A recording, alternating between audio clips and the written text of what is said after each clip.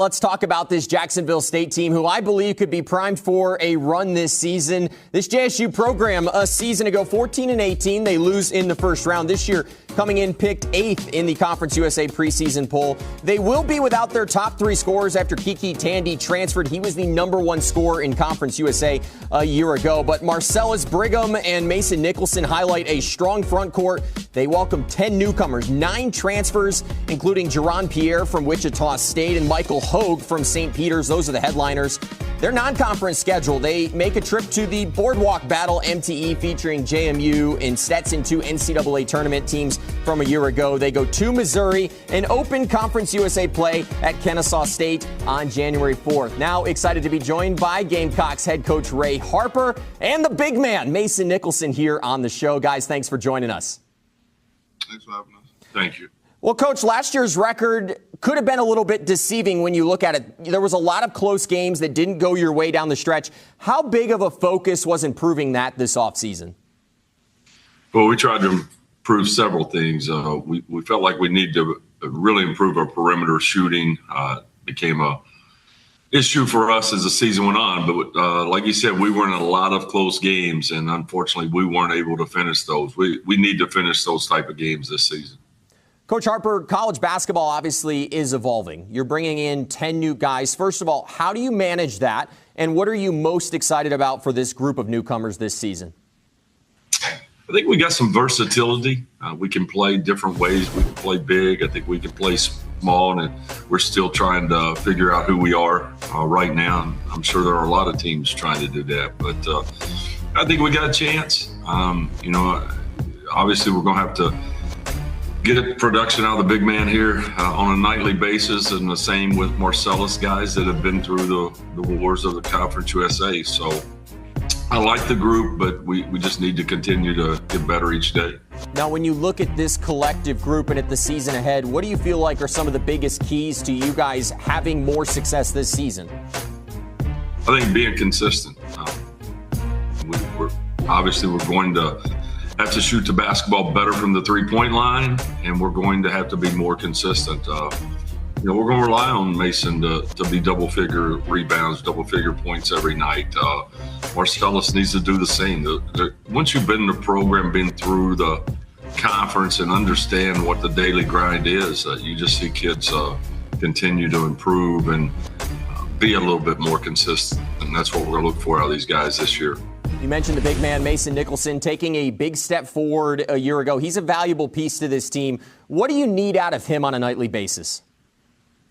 Need him to be a rim protector. Need him to be a leader.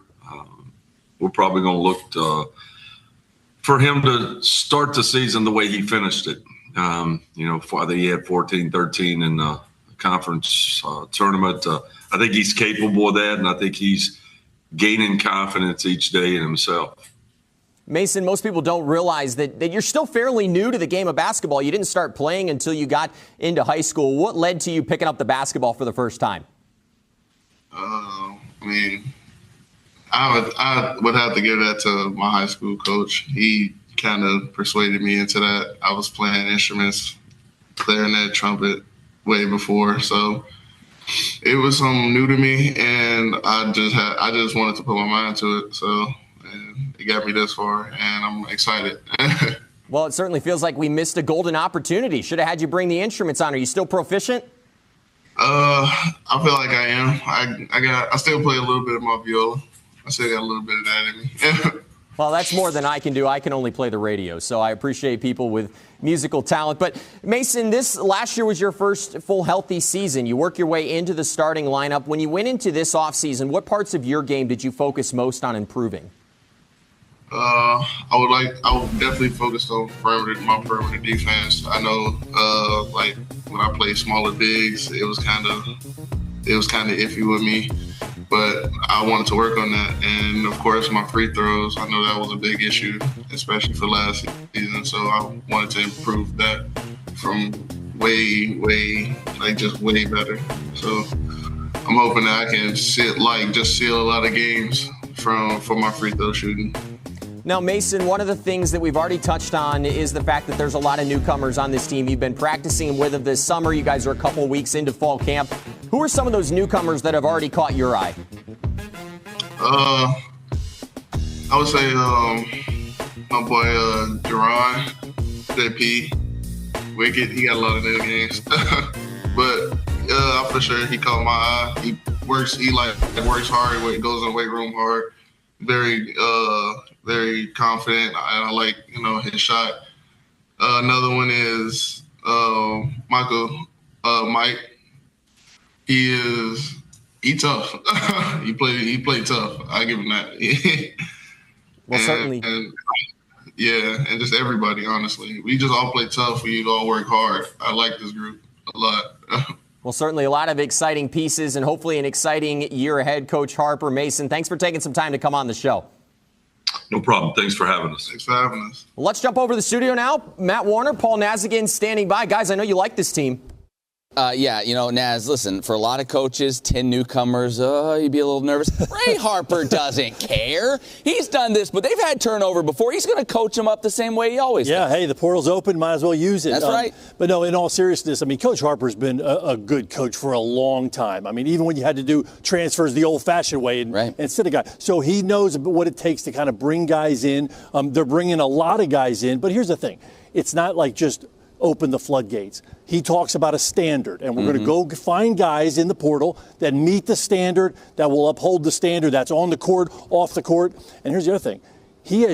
That program has shown that an overhaul from the portal can lead to success. I mean, you go back just a couple years ago in the ASUN, that team had 5 or 6 transfer guys. They ended up having a great year, a share of the conference championship, and a trip to the NCAA tournament. So Coach knows the recipe. It's not easy. Yeah. You got to bring a group of unknowns together. They got to define roles. The guys got to buy into those roles. But Coach has done it before. And again, he's got another group that he's excited about. They could all, if that all gels, they're going to be really good. Now they lose Kiki Tandy. He was the leading scorer in the conference a season ago. With so many new pieces, do you see it being more like a scoring by committee, or does somebody kind of rise to the surface for you? Yeah, I think they're formulating that now of who can do what. But yeah, I mean the biggest thing is, and you heard it there, the big fella there, Mason Nicholson. Yeah. I mean, and we watched him last year. I mean, there was a stretch there where you could literally watch him get better game by game right before your eyes. I think he's ready to be a kind of a go-to guy and anchor that post with some new guys around him. The new guys, they'll have to bring it together, but another thing you know about Coach Harper is they're going to play their style. Yeah. They love to get up and press, show you some different looks with pressure, crash the glass, play tough. And so when we get to conference play, they'll have that group humming, and again, they could be really dangerous. People forget Mason Nicholson. He lost 25 pounds before last season, reinvented himself. If he takes that next step, he could be an absolute dominant force for sure in this league.